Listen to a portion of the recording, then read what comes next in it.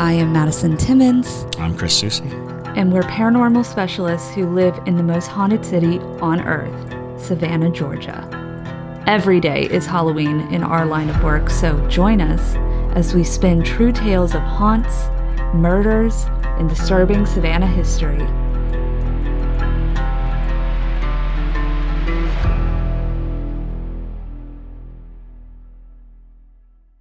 I'm Madison. I'm Chris.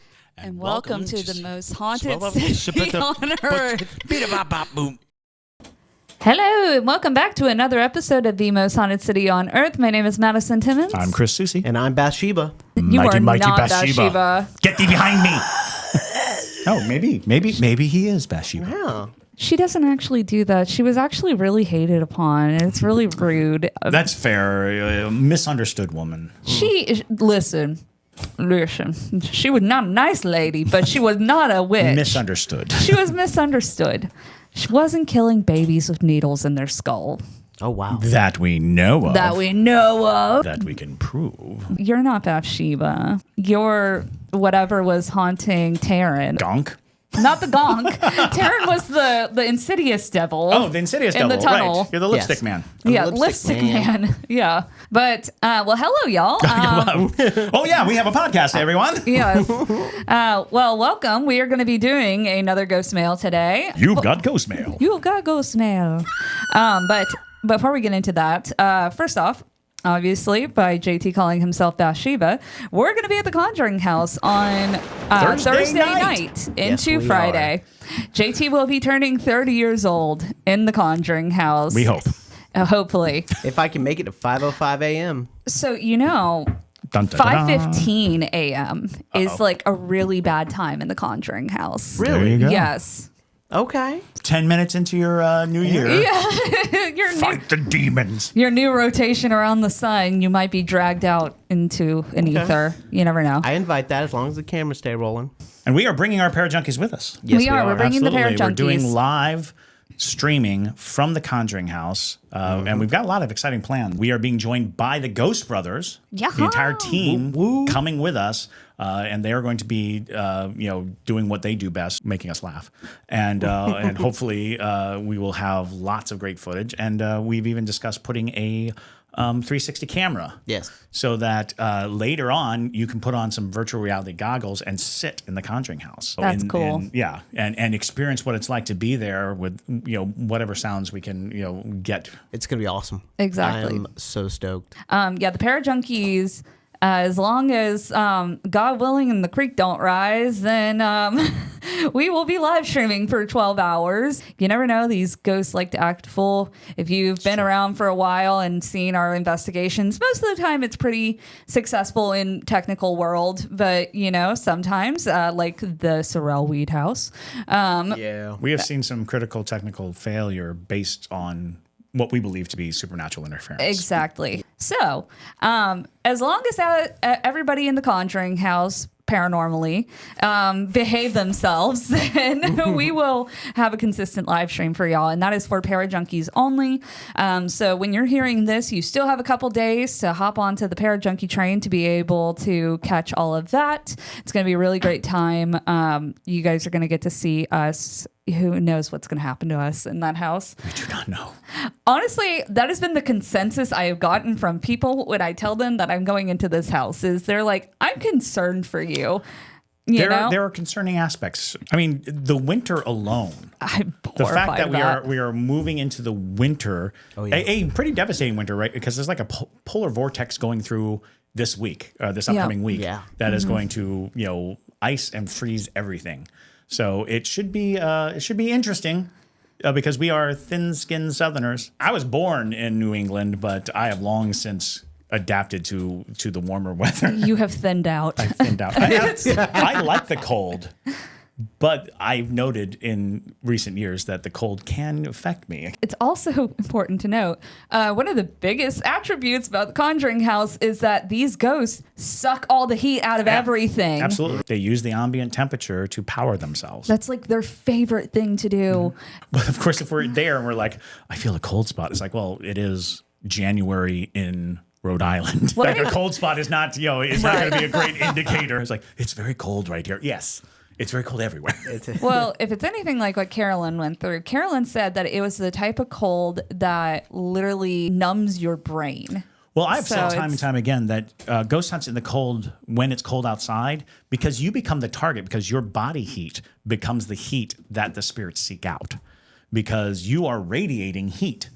And if they're using heat to give them energy and give them power during the colder months, during the colder time, and this is also why a lot of ghost stories take place in the cold, is because in that cold, the spirits need to find that ambient temperature. And if it's not going to be in the air, which it isn't, it's going to be from a person. They just want to cuddle. So we just need to find who has the warmest, body temperature. It's probably me. And then set them in the corner and be like, go sit over there. Go sit over there. Madison, as someone who is extremely sensitive to the paranormal, like extremely sensitive to the paranormal, can see, feel, do all of it, how are you feeling about being in arguably the most haunted house in America? I'm nervous, to say the least. Not necessarily from the entities that I think were attracted to the Perrin family, although I do think there's one in particular, the broken neck lady. Andrea Perrin brought up a good point of that she thinks that this entity has been around, is ancient, because it's spoken dialects that were not of the time when Bathsheba would have been alive. Sure. And sure. Bathsheba was associated with the broken neck lady. Right. Many people wanted to believe that it was, the hanging that broke the neck. So the broken neck lady was a hanged woman, and according to the lore, they believed that Bathsheba had been hanged like on property, which I don't believe is true. There was somebody who was hanged on property, but it was not her. It was not Bathsheba. I feel like she may still be around. Who knows?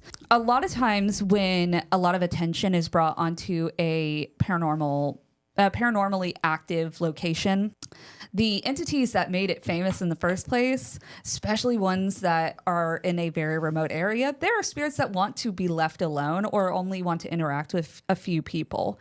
They don't want constant attention. And so it makes me question if some of those spirits are gone by now, and there's new ones that do want the attention. Replicants, yeah. That's a big thing. It's when a story is told over and over and over again, there are a lot of opportunistic parasitic spirits that will assume the identity of the entities in question. Like if you're like, oh, that's where the broke neck lady is, and then a spirit's like, I can do that. I can portray the broke neck lady, and you will give me all your food. Exactly. And so when you're dealing with entities like that, that's where I get concerned, because I don't like messing with parasitic or malignant type entities in that way, because they also feed on your fear. Yes. So they find the thing that really bothers you and then tries to replicate that for the attention that you get. Yeah, it's like a boggart. It's very well, and that's the boggart is not a invention solely of the Harry Potter universe. In that there are entities that seek your fear, inhabit your fear, so that your attention, that very, very delicious attention that you give the things you fear, can be heightened. It's like sweet nectar. Sweet nectar. I would feed on your fear. Exactly. Well, let's get into the ghost mail, y'all. All right, this is a ghost mail episode. Yes, we've been blathering. So this first one comes from our listener named Salem. Hello. Hello, Salem. I like your name. Hello, my name is Salem, and my pronouns are they, them. First and foremost, I absolutely love your podcast. I've been binging it every chance I get. Thank you very much, Salem. Awesome. I've always been immensely attracted to the paranormal and supernatural, and I love hearing stories from other people, as I have quite a few of my own experiences to share, and it makes me feel less crazy.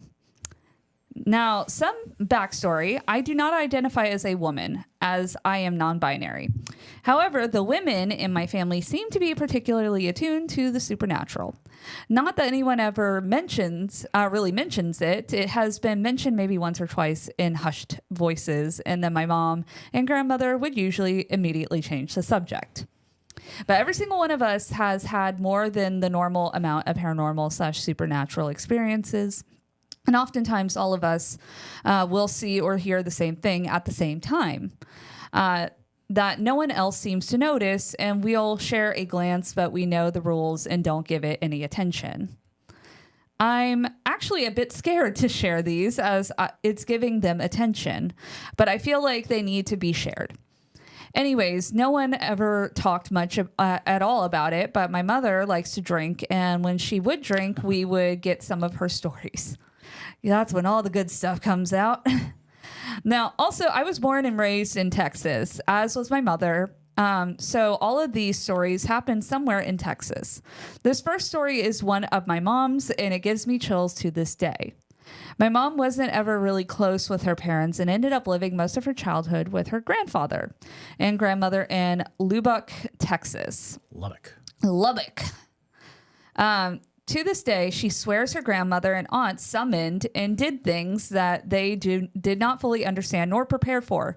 She hated that house. She specifically would avoid the back 2 bedrooms for many reasons. Most of them were experiences she had in those rooms. And also, it just felt wrong. And the 2 back rooms to her. My mom is terrified of snakes, like deathly afraid of snakes. My mom is too. Her aunt used to have a rattlesnake preserved in formaldehyde. Oof. I don't know how to spell that. Sorry if it's wrong. I think you are correct on how to spell formaldehyde. But that she absolutely hated. She used to accidentally look at it or run into it in the living room or sometimes in her room all the time. And she swore it was her aunt being mean to her. Her aunt always adamantly denied it. This happened all throughout my mom's teenage years. Her aunt passed away when mom was like 20, I think, and the rattlesnake ended up in a closet for quite a while until after my younger sibling was born. By the time mom was about 27. Anyways, my mom and my siblings' dad were cleaning out that old house to get ready to move in since her grandparents had passed away, and it was left to my mom and her parents. They get to this closet, and the rattlesnake is in the front of the top of the closet and scared the absolute out of my mom. She screams and backs up and ends up bumping something and knocking it into this jar. The jar falls and shatters. The snake falls out and formaldehyde is everywhere. Oh man, your mom, poor thing. My sibling's dad comes out and helps her clean it up, and they throw the pieces and the snake away. They finish for the day and end up staying the night in the house. At this point, I think they had an apartment that they leased was almost up. And according to my mom, it feels wrong. The whole house just feels wrong, but they stay anyways. So mom wakes up and is getting up out of bed and looks at the nightstand next to her, and the snake jar is sitting there like it was never broken and completely untouched. What? That is concerning. That is insane. At first, my mom thinks it's my sibling's dad that is messing with her, and he has gone and bought another snake and and was pissed and confronts him about it, and he denies having anything to do with it. He's just as surprised as she is now. They are both freaked out because they know for sure it was broken yesterday. So they are confused and end up just deciding to take it to the dumpsters and throw it away. Again. So they do that and then go on about their day trying to forget the snake. But for some reason, my mom just cannot get the snake out of her mind. She goes to sleep that night and has nightmares about the snake attacking her, me, and my sibling. I was a toddler and my sibling was a baby, and then with my grandparents. And it just feels evil.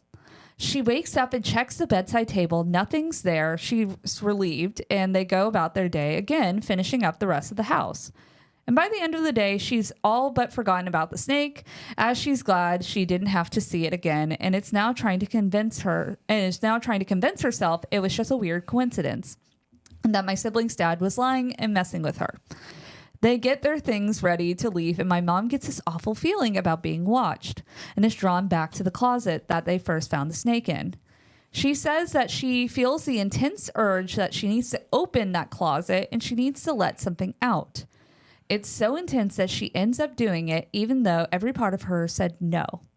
She opens it, and the snake jar is sitting in the top of the closet right there. My word, that's intense. A lot. Where it originally was. She screams at this point, and the sibling's dad runs in and sees it and says they need to leave right now. They end up rushing out of the house and not coming back for a few days. My mom is plagued with nightmares every single day until she decided that they need to do something about it because she feels like me and her are in danger if we just leave it be. So she talks with the siblings' dad, and they decide they are going to break it and burn it. Good choice. So they are evangelical Christians. So they also decided they needed to pray over it as well. And they do this. And my mom, to this day, when she talks about it, swears that while it was burning, she heard hissing and saw a hand reach out of the fire towards her. After they did this, the snake didn't give them any more problems.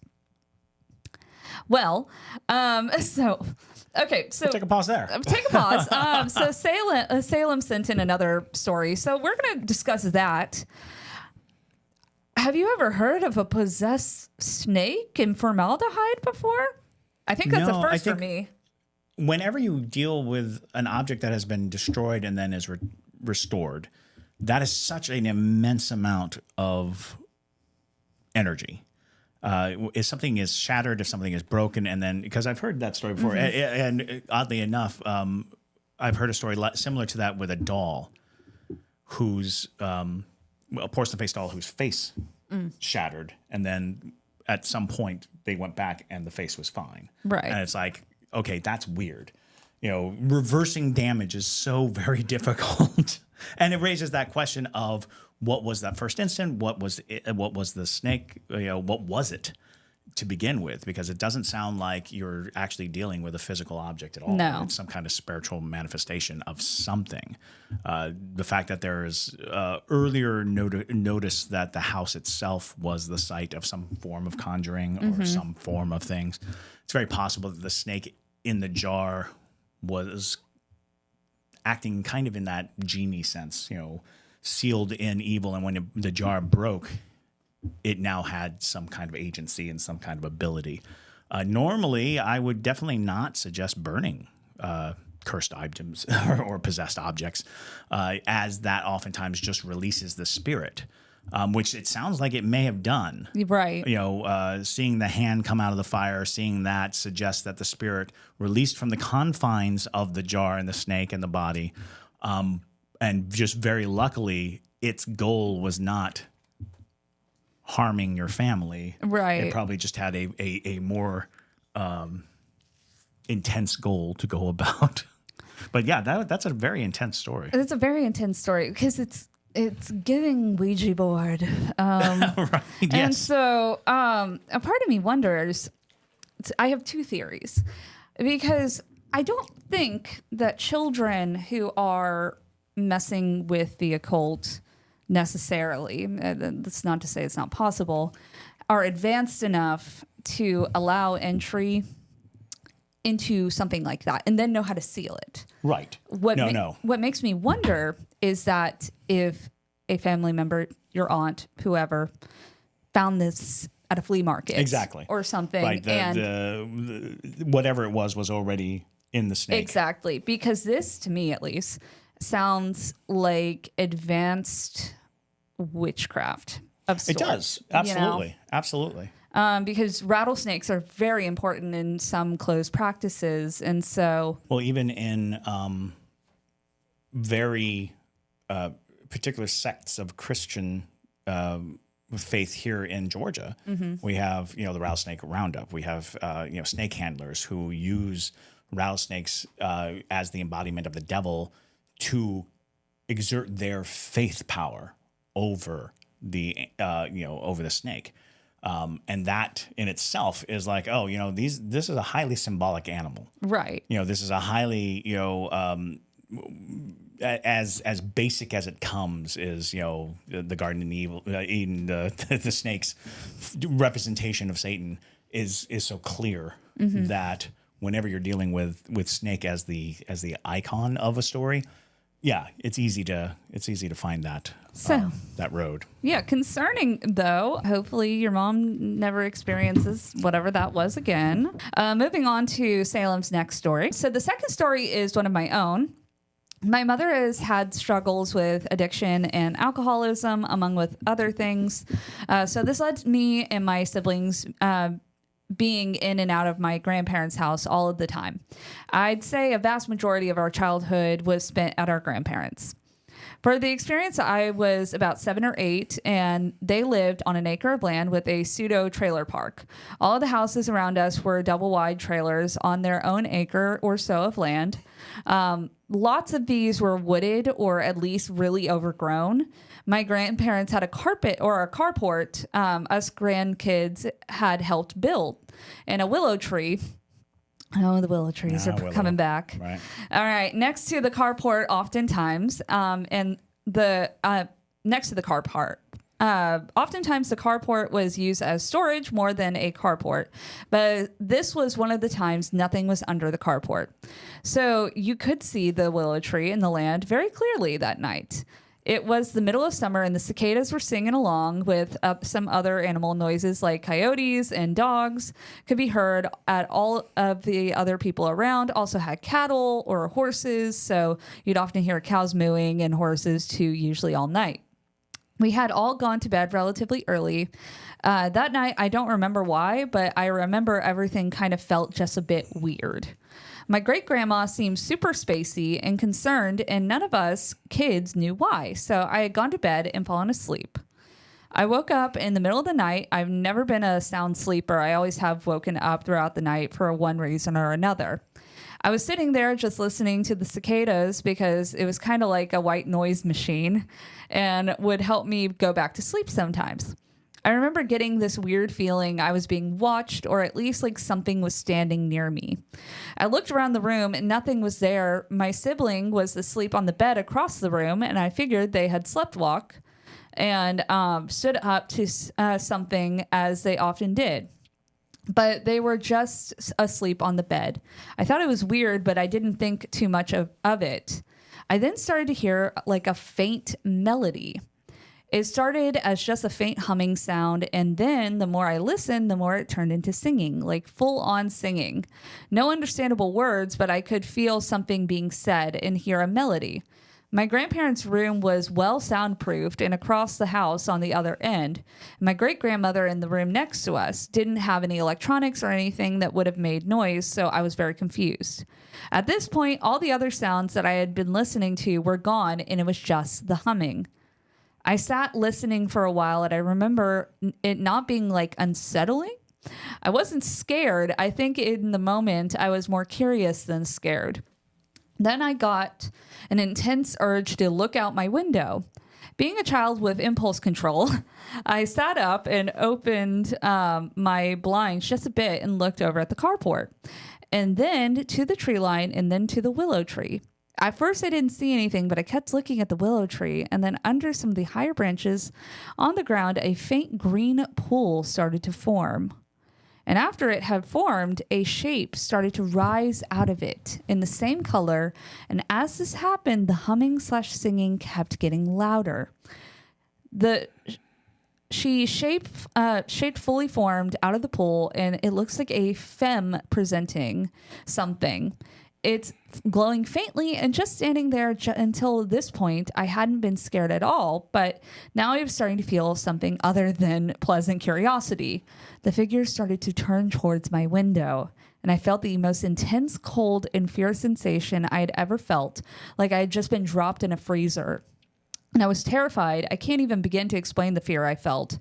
I also was seemingly unable to look away before it turned fully towards our window. My great-grandmother grabbed my shoulder and turned me away from the window. Apparently, she had also heard the humming and had come to check on me and my siblings. When she got the same feeling I was getting and immediately pulled me away from the window so that figure didn't see me looking at it. My great-grandmother looked pale and scared, and she told me to never look out the window when I had those feelings again. She didn't tell me why, but she made me promise I would always remember to pretend nothing was there, and I would be safe. I promised, and she sat with me until I fell back asleep. I've asked her about that night so many times, and she refuses to speak of it.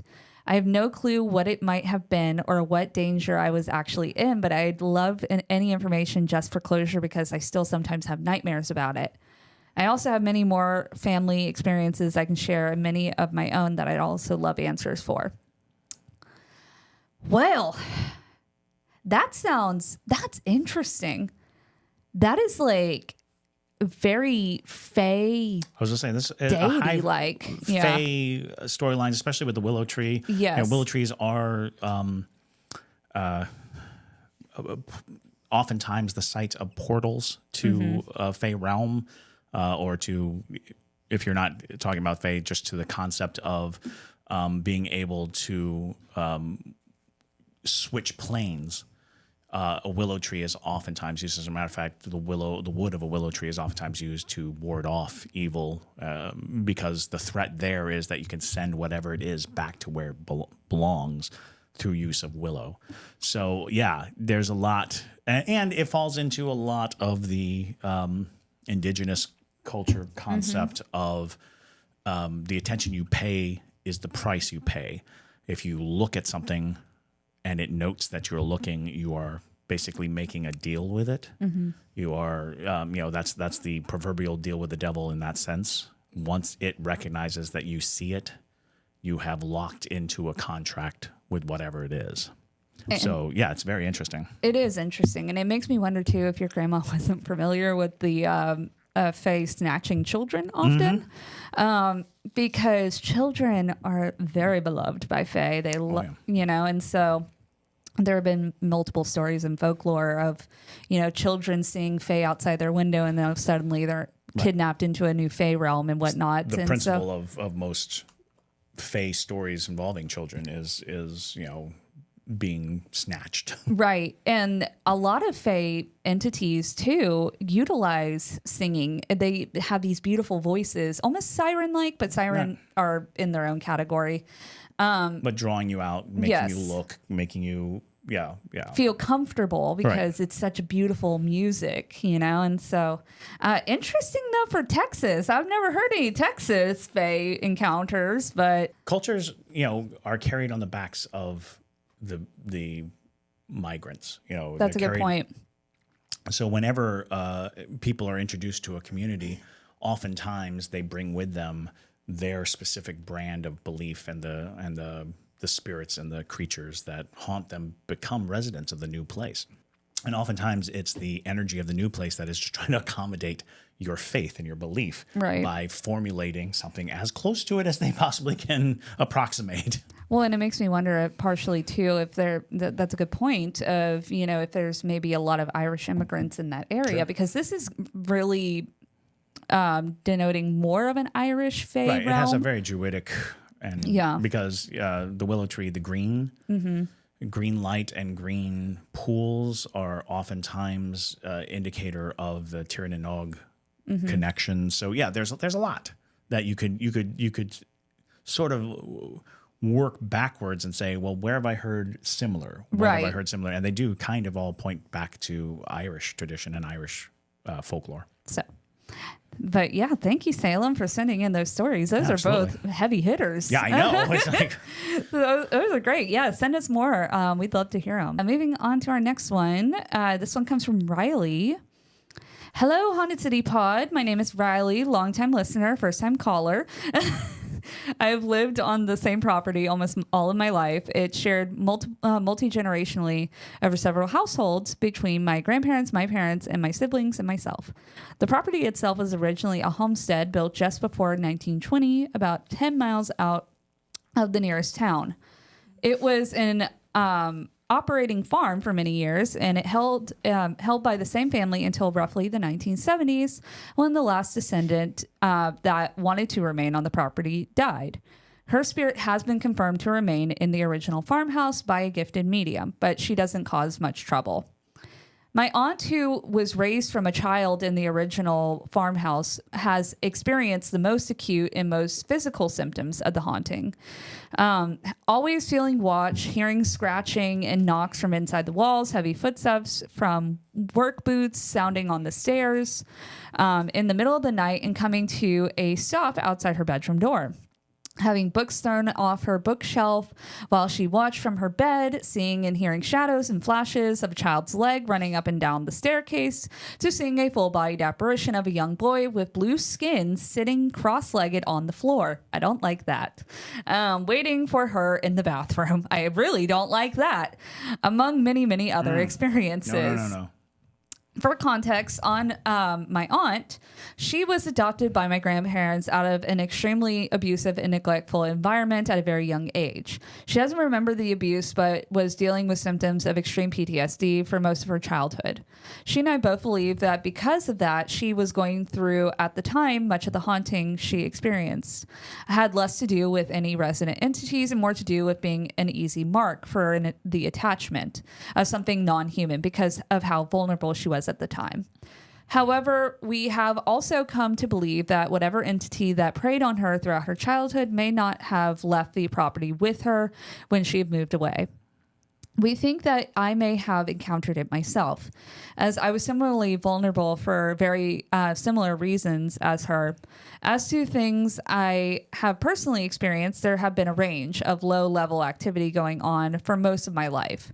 Not frequent enough for severe enough to paint my childhood as infested with activity in the way that my aunt's childhood was, but enough to leave a distinct paranormal aftertaste. Listed below are some of the more distinct but mild experiences that stick out in my memory that I would like to give a brief overview of before going into the encounters that I would like to focus on, just to give as much context and background as possible. So, hearing voices coming from the outside the house in the middle of the night. When no one was outside, not the original farmhouse, but my parents' house, which was added in the 90s. Feeling my covers being pulled very slowly and very gently off me at night while trying to fall asleep. Having whatever my worst fear at any given time being projected outward in my mind's eye to 3 hyper-specific locations around the property.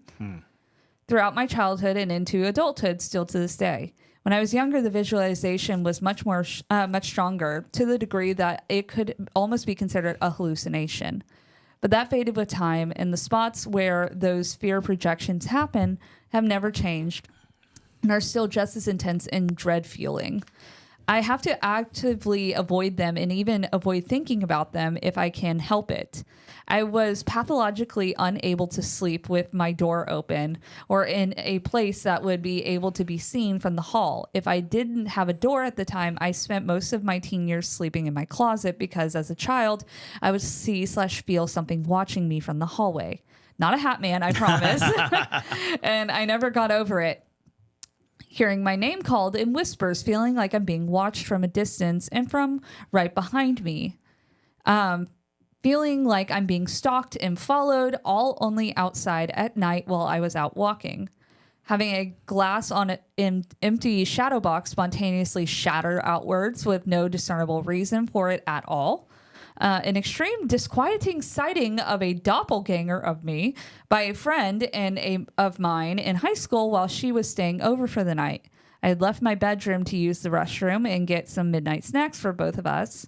And I had to pass through the family room and the laundry room to get to the main section of the house where everyone else's bedrooms and the kitchen was located. So I left the light to both rooms as well as my bedroom on as I went so that I wouldn't have to walk back in the dark. When I got back to my room, my friend gave me a funny look and kind of exacerbatedly addressed me as if I had just made a joke, and she found amusing but tiring. That was weird, staring at me like that from the laundry room. I asked her what she was talking about, and she continues for a minute or so, thinking that I was feigning ignorance as part of a bit until she realized I truly didn't know what she was talking about. She explained that from her place on the floor of my room where she had sat, she had a straight line of sight all the way through the family room and laundry room. She said that she had seen me leaning over at nearly 100-degree angle from the far door of the laundry room so that only my upper torso was visible and the rest of my body obscured in the hallway. Beyond the laundry room. She said that I had made dead eye contact with her and smiled ear to ear, never breaking eye contact or moving until she finally got creeped out enough to break contact and partially obscure herself from the door to my bedroom. We obviously had our freak out and immediately went on an all-night research hole to try to figure out what had just happened. But the weirdest aspect of the entire encounter is that she said it looked exactly like me, but it was wearing clothes that were out of time. She pegged them as mid to late 70s and distinct enough to be identified as such from a distance. The main experience I would like to talk about centers around the barn. Attached to the original homestead, it's where almost all of the more uncomfortable experiences I've had have taken place. The feeling watched / talked / hearing my name is in the location of the strongest fear projection area, as mentioned above. To start with a description, it's a gigantic old world looking thing in varying states of disrepair that to this day I make myself walk faster if I have the misfortune of having to pass it on foot while on my way to visit my grandmother. We're talking multiple stories, haylofts made up of wood so old and worn it's sun-bleached gray nearing black, a downright ominous structure, open and rotting, mainly used for storage of things that are never going to see the light of day again. Ever since I was a kid, I knew beyond a shadow of a doubt that there was something there that did not want me in there. I knew it lived up in the rafters and on the roof, and that as long as I didn't go inside there at night, I would be okay. I gave the barn a wide berth when I could. Got used to being stared down by it and whatever it housed when I passed by or, God forbid, had to do something inside it. The intensity of its presence, or rather my awareness of it, faded as I aged, and my mind turned to more important teenage things like how cool I was and how deep and edgy and mysterious I was. It was in all this deep, edgy mysteriousness that I started taking several hour-long walks around the property at night. Oof. Every night, I had next to no privacy in my house, so I leaned into the walks with nothing but me, myself, and my skip-resistant CD player. Quite heavily. I still had a healthy weariness of the barn and avoided going inside it, but I was usually somewhere around it, wandering in a vague loop in and about its vicinity. For years and years, I did this every night. This is when I would feel watched, followed, stalked, and hear my name called out.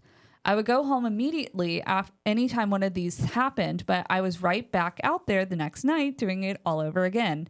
I was truly desperate for any alone time during this time of my life, and it was also always all too easy to debunk my experiences as anxiety or overactive imagination during the day while surrounded by people. The main encounter happened on a balmy night sometime in mid-August when I was about 17. I was out on one of my walks doing as I usually did, just enjoying my music and the cool breeze, and I had been out walking for probably about an hour already. It was almost ready to wrap it up for the night. It was close to 3 a.m. already, and I had to get to work in the morning. Nothing had felt amiss or unsettled the entire time I had been out that night. I decided I was done and turned around to start the walk home, and just as I did, something huge and pale white came charging at me on all fours from the barn. Oof. Oh, God. It was humanoid, sickly emaciated, with exaggeratedly long limbs and chalky white skin. That was rotting off its body, not a wet, bloated kind of putrefaction rot. It was a dried out and powdery kind of rot. Big rotting pits in its eye sockets and mouth that looked like it wasn't supposed to be there, but was torn open and left to fester. The closest familiar visual I can ascribe to it. Rake. Yeah, is the rake, the creepypasta from ages ago. I will attach an image of it in case you're unfamiliar. Oh, we are all too familiar. You are good to go. But this happened long before I had ever seen it. It was screaming at me, but the sound was distant, like I wouldn't have heard it if my mind hadn't realized what it was doing, and that I was supposed to be hearing something along with the action. When I say it was charging at me, I mean charging at me, barreling towards me at full speed like it was going to mow me down. It closed the distance between us so quickly, I didn't even have time to react. Just enough to see it, register what was happening, take a breath in and start to brace myself for impact. When I first turned around, it was a good 30 feet away from me, and it was right in front of me in less than a second. It was right on top of me, less than 2 feet away from impact, and it vanished, blinked out of existence. I was so paralyzed by shock and fear, I couldn't move for almost a full 2 minutes. I just stood there, still braced for a full body blow that never came, trying to process what had just happened. After I regained my senses a bit, I booked it from home, mad dash style, fast, and I could and shuddered myself up in my room for hours. I didn't go on a walk for months after that. Similarly, there was something that inhabited the oak grove that ran all along the backside of the property that didn't like me specifically. An awareness of it started again when I was a kid, feeling like I was being watched from on high in the branches and that I was not welcome there. It got worse as I got older, and I stopped going out there all night altogether, often while I was out at night. I would feel it watching me from the trees, but I was far enough away from the grove that I felt safe. As long as I didn't get too close, I knew it wouldn't harm me. Occasionally, I would feel watching from above the trees, like floating above the canopy. I can't describe it any other way. I could always just feel where it was watching from. I only ever saw what was out there once from a distance, but it wasn't human at the least. I was out on one of my walks, knew I was watching, and instinctively glanced to where the feeling was coming from. I saw a figure step out from behind a tree. The only light I had was from a full moon, so the details are vague, but it had horns and no clothing. Its skin looked textured like papery bark and seemed to be brown and green and gray, kind of molted. I didn't think it was the same entity or even the same class of entity, but what I encountered at the barn. But this did happen around the same time as when I was charged at. I can't say for certain, but this one felt way too different to be the same ballpark as each other. Similarly, territorial maybe, but this one was more like it was protecting something, and it viewed me as a threat to that. I've long speculated with friends that there was a portal or a vortex of some kind in the area of the grove that it was most frequently in, and that it had either taken up the task of guarding it or had claimed it as its own and viewed me as competition of some kind. No other person I ever brought to the grove, sensitive or non, felt threatened or disquieted in any way. It only was directed at me. The hostility towards me seemed to increase the more I got into studying witchcraft and as my practice grew. At the time, I thought the hostility was perhaps defensive and that it may had been aware of my practice developing and feared I may try to banish it / displace it in some way. Though truthfully, it never crossed my mind. Apart from warding my private spaces, bedrooms, and bathrooms, I've always approached the spiritual world with a don't mess with me, I don't mess with you. You were here before me, it's not my place to turn you out unless you cause me problems mindset. As scary as these experiences with these two entities were, they were not in my private spaces, so I never felt like that was my place to do anything about them. It's been years since I felt anything from the oak grove. I believe whatever it was has moved on or at least gone dormant. The last experience I would like to share has nothing to do with my family property, but I think you may find interesting all the same. The first and only time I ever experienced sleep paralysis was staying the night at a friend's house, sleeping on the floor of her bedroom on some couch cushions. She had patently told me her new house was haunted earlier that day, but not to worry because the ghosts were friendly. I had no reason not to believe her, and with many disconcerting but non-frightening paranormal experiences under my belt at this time, I wasn't worried about it. Haunted house didn't automatically mean dark and scary, plus she seemed completely nonplussed plus about it. So I put it out of my mind and enjoyed the night catching up with my friend. I woke up laying on my side facing her bed. I had my back to the far wall, thus had a clear view of the entire room, including her bed and the door. The first thing I noticed consciously was the enormous amount of pressure weighing down on me. Not on my chest, but along the length of my body. It felt like I was laying at the bottom of the ocean.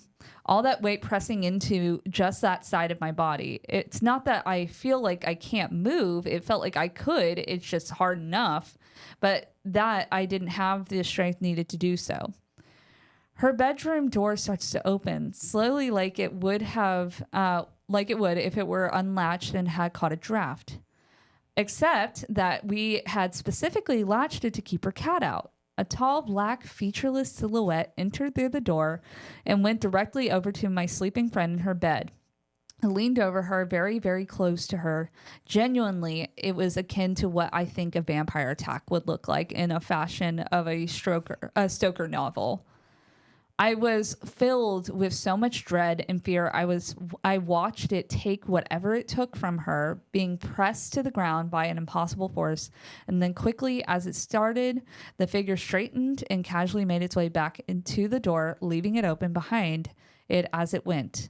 It never once regarded or acknowledged me in any way. I'm not sure if it was even aware I could see it. The paralysis never actually fully broke. I just fell asleep again not long after it left the room. My friend had unexplained bruises on her when she woke up, which she attributed to her cat jumping on her in the night since her door was open when she woke up. Apparently, the cat had been opening her door at night and leaving bruises on her in the night for weeks at this point, even though the old tabby hated her bedroom and basically refused to go in it during the day. I tried to tell her what I saw that night before, but she wouldn't hear it out. She was insistent that the house ghost was benevolent and that she had personally communicated with it. I didn't want to ask exactly how she had so directly communicated with it. Needless to say, I never went back to her house again. I've never heard of anyone else with a similar sleep paralysis story, and I would love to get y'all's thoughts on it, as well as the other encounters. Thankfully, my experiences have settled down quite a bit, I think due to me shuttering my sensitivities to the paranormal as much as I can. I have a tremendous amount of respect for it, but I can't handle all that noise. Thanks so much, Riley. Oof. Well, that was a novel There's of a paranormal lot happening there. Sounds like your property is ground zero for a lot of iffy things. And it's interesting because there is something that a lot of people overlook in doppelganger stories is if the doppelganger doesn't look like you, what does it look like? There is a belief that doppelganger is a type of race of entity, and that when it doesn't have a form, it is oftentimes described as skeletal, thin, white. Interesting. Which lends credence to the skinwalker analogy, which a lot of people, when they say they see a skinwalker, it is in its natural form. It is like a human animal hybrid, very white, very powdery, sickly looking, but they have the ability to transfer and look like whatever they want to look like, which brings about this interesting thing of not being seen from the hallway. Make sure your door is closed, or not being seen from the hallway, because there is a belief that a doppelganger gets to look like you by observing you, by watching you. And the longer it watches you, the more solid its interpretation of you, its imitation of you. So the fact that you were hiding from it so much, it must have had a very tenuous grip on looking like you, to the point at which it may not be fully formed as a full doppelganger. It may only be looking like you from, the mid-torso up. Right. Which is probably what your friend saw. And it's possible that at that moment, the doppelganger was trying to assume your friend's identity by staring so dead-eyed at her. And the fact that she was of a presence mind to get out of the line of sight of that entity probably saved her a lot of grief. Although you might want to check in on her. Right. But the concept of the creature that comes barreling out at you and coming out at you, that could be Skinwalker as well. In the sensation, because people say that Skinwalkers move so incredibly fast that it's like blink of the eye, and they're and some people will say they're kind of feline-esque, and make that like connection there. But the fact that it barreled out at you on all fours. And now here's the even more intriguing thing: the horned man in the grove, and why he doesn't like you may very well be because he doesn't like the doppelganger, and he knows that the doppelganger is trying to look like you. So you might you might just be he can't risk allowing that type of entity into his protected grove, because then the horned man typically is again druidic. Mm-hmm. In the description that you gave really feels like the green man, the horned man, this entity that lives amongst usually in groves of trees, and is very protective of the nature and the environment. Does not really want any unsettlement, and other magical creatures, of course, want his stuff. They want his power. He's a high-ranking power individual. So if you're going by like folklore and stories, those all seem to be kind of what's coming about it. Next up, I believe your sleep paralysis was just you being present for a incubus attack. You just happened to be in the presence of an incubus coming in and doing his feeding. So the way you described it, the way a lot of that comes down, sounded very Incubus to me. And the fact that he had nothing to do with you, his presence is enough to stop you. And I don't think you're supposed to be awake when that happens. You're not. I don't think so. I think that he's exerting a lot of force, probably throughout the whole house, to make sure no one gets up, no one is aroused by wrongdoing. If your friend were to scream, his presence basically nullifies anyone's ability to get up and do anything about it. So those are three very solid. Like they at least bring up that kind of imagery in my mind from stories that I've heard and read, and the familiarity I have with certain brands of creature. Right. But it does sound like you've got a doppelganger. It does sound like that doppelganger is a creature trying to mimic you. Because some people believe that doppelgangers are born at the same moment you're born and always look like you. That is a type and brand of doppelganger. But there's also the mimic characters. Right. Calling out your name, trying to get your attention, Suspicious. Trying to pull you out. All of that has that kind of classic. If they can get you away from the society that you live in, they can take over and then return to the society as you. So there's a lot of interesting tidbits in it, but really that was quite a Ghostmail. You're living in like a fantasy horror of sorts. It's absolutely. You should think about writing a book. Yes, honestly, I'm definitely getting. I like your point on the doppelganger being the skinwalker as well, because I immediately thought skinwalker, but I also think the horned man is some type of protective entity.